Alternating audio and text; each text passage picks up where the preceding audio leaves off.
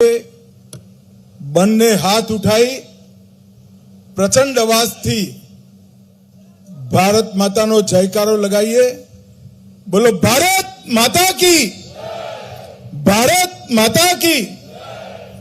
મંચ પર ઉપસ્થિત ગુજરાતના લોકપ્રિય મુખ્યમંત્રી શ્રીમાન ભૂપેન્દ્રભાઈ પટેલ,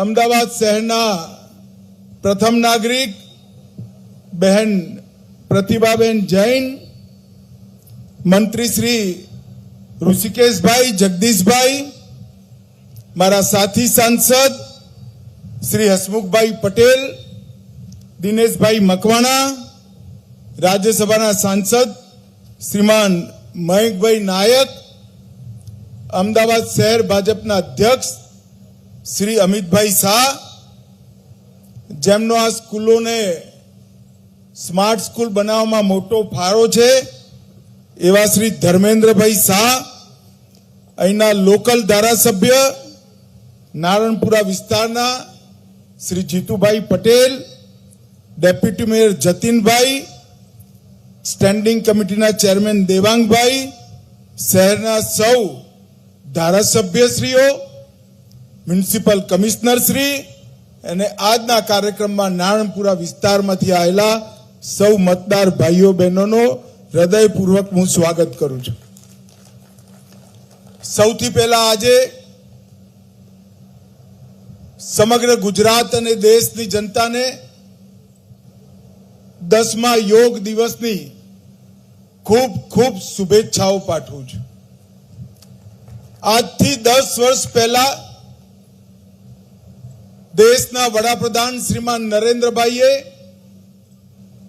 2014માં એક ઇનિશિયેટિવ યુએન જનરલ એસેમ્બલીને એક સૂચન કર્યું કે 21મી જૂન એ યોગ દિવસ તરીકે મનાવવામાં આવે અને 2 મહિનાના રેકોર્ડ ઓછા સમયની અંદર લગભગ 170 થી વધુ દેશોએ યોગ દિવસ માટે સહમતિ આપી અને આજે 10મું વર્ષ છે।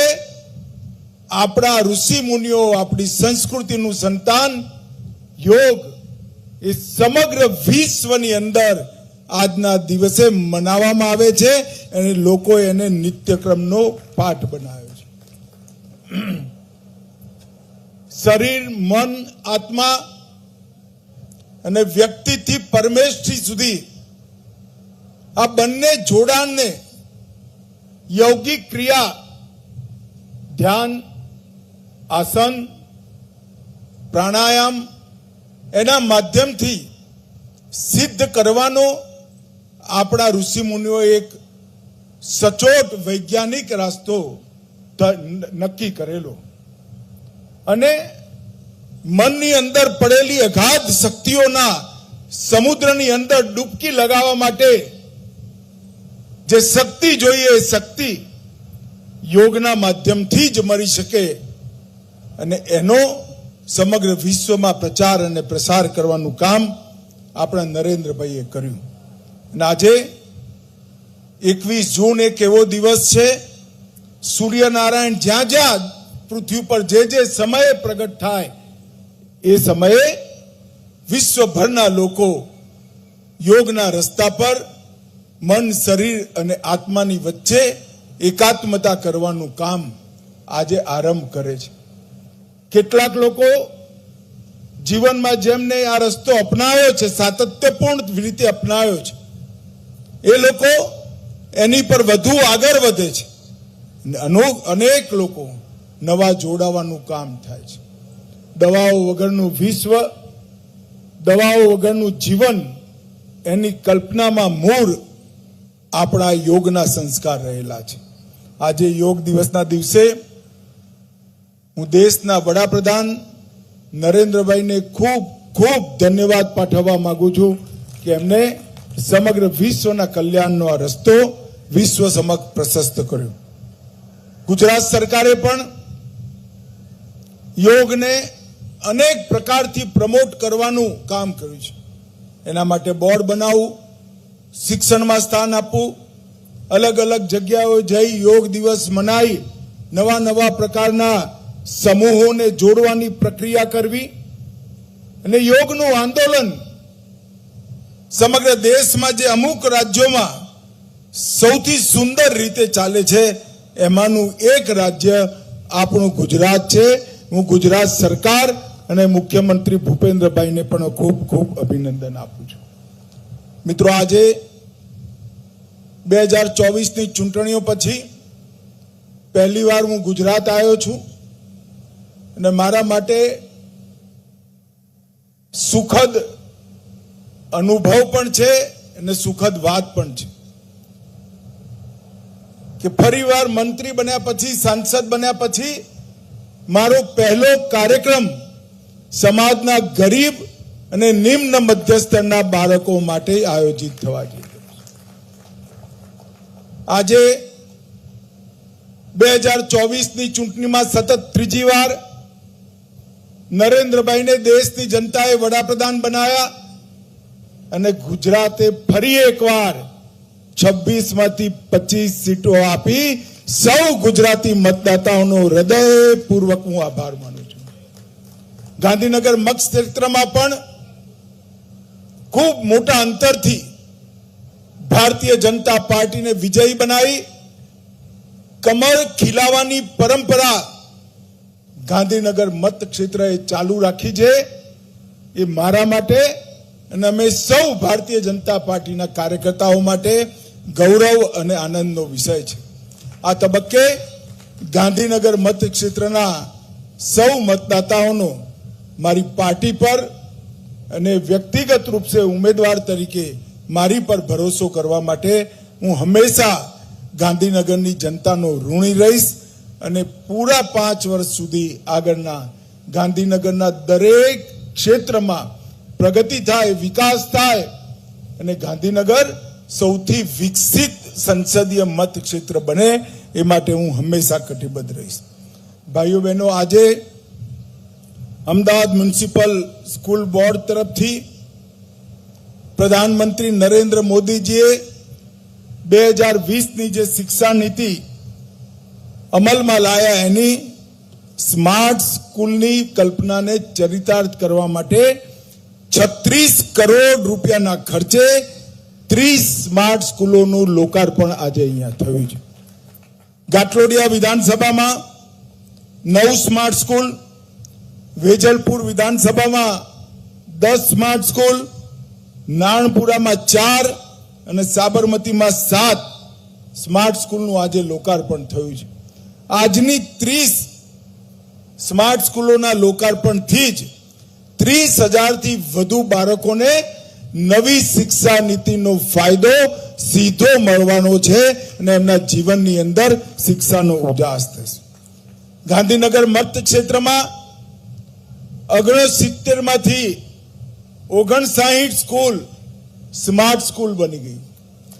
જાન્યુઆરી મહિનામાં હું અહીં આવ્યો તો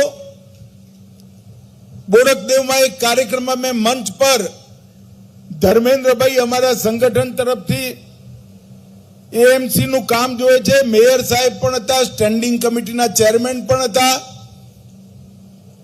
મેં એ વખતે અપીલ કરી હતી મ્યુનિસિપલ કોર્પોરેશનને કે ગાંધીનગર લોકસભા ક્ષેત્રની બધી સ્કૂલો સ્માર્ટ સ્કૂલ થાય અને આજે હું હૃદયપૂર્વક કોર્પોરેશન અને સ્કૂલ બોર્ડનો ધન્યવાદ કરું છું કે લગભગ બધી સ્કૂલો આજે સ્માર્ટ સ્કૂલ બનાવવાનું કામ પૂરું થઈ ગયું છે. જે 10 સ્કૂલો બચી છે એને પણ હું ગાંધીનગર મતક્ષેત્રની જનતાને વિશ્વાસ આપું છું કે ખૂબ જલ્દી 10 સ્કૂલ પણ સ્માર્ટ સ્કૂલમાં કન્વર્ટ થશે. 449 મ્યુનિસિપલ સ્કૂલો અને લગભગ 1,70,000 બાળકો એમના જીવનની અંદર ગુજરાતી, હિન્દી, અંગ્રેજી અને ઉર્દુ માધ્યમમાં પ્રાથમિક શિક્ષણ આપવાનું કામ અમદાવાદ મ્યુનિસિપલ કોર્પોરેશનના સ્કૂલ બોર્ડ કરે છે. મિત્રો, હું હમણાં જ 2 સ્કૂલની વિઝિટ કરીને આવ્યો છું. લગભગ આ 30 સ્કૂલ જે આજે સ્માર્ટ સ્કૂલ થઈ એના વિદ્યાર્થીઓ જોડે સંવાદ પણ કર્યો. અને ખરેખર મને આનંદ થાય કે અમે લોકો જ્યારે ભણતા ત્યાં ત્યારે 9મા 10મામાં જે બાયોલોજી અને ફિઝિક્સનો કોર્સ હતો એ 6ઠા 7માના છોકરાઓએ વિશ્વાસ સાથે કડકડાટ બતાવીને ખરેખર અચંબામાં નાખી દેવાનું કામ કર્યું છે. ખૂબ નીચા સ્તરના, આવકની દૃષ્ટિથી નીચા સ્તરના મધ્યમ વર્ગ અને ગરીબ બાળકોએ આ જે પ્રગતિ એમના જીવનમાં મેં જોઈ છે એ ખરેખર સંતોષજનક છે. ભાઈઓ બહેનો, skill development, vocational training, digital empowerment, આ બધી જ વસ્તુઓને એ સ્માર્ટ સ્કૂલે ડેવલપ કરવા માટેનો કોર્સ કર્યો છે. મેથ્સ અને સાયન્સ લેબો, future classroom, 3D educational chart, 3D painting અને ભારતીય સંસ્કૃતિની બધા પાસાઓનો અભ્યાસ આ સ્માર્ટ સ્કૂલોમાં સમાહિત છે. મને વિશ્વાસ છે કે આવનારા દિવસોની અંદર આ સ્માર્ટ સ્કૂલ આ 10,000 છોકરાઓના, બાળકોના જીવનમાં પથ પ્રદર્શક બનશે. મિત્રો, થોડું વાતાવરણ પણ બગડતું જાય છે, આંધી આવે છે. મારે કોઈ લાંબી વાત નથી કરવી, પરંતુ ફરી એકવાર સૌ મતદાતાઓને હું મનપૂર્વક વિશ્વાસ આપવા માંગુ છું કે તમે મારામાં જે વિશ્વાસ મૂક્યો છે એનો મારી જોડે કોઈ પ્રકારથી એનું ઋણ ઉતારી શકું એમ છું નહીં. પરંતુ હું એટલું નિશ્ચિત કહીશ કે 5 વર્ષ પછી ફરી એકવાર જ્યારે ભારતીય જનતા પાર્ટી મત માંગવા આવશે એ વખતે ગાંધીનગર વિસ્તાર સમગ્ર દેશમાં વિકાસની દૃષ્ટિએ નંબર 1 પર હોય એવો મારો જરૂર પ્રયાસ રહેશે. આપ સૌને હું હૃદયપૂર્વક શ્રીમાન નરેન્દ્ર મોદીજી વતીથી, ભારતીય જનતા પાર્ટી વતીથી અને ભારતીય જનતા પાર્ટીના ઉમેદવાર તરીકે મારા વતીથી હું હૃદયપૂર્વક હાથ જોડી ખૂબ ખૂબ ધન્યવાદ પાઠવું છું, આભાર માનું છું. નમસ્કાર. વંદે માતરમ. આપણી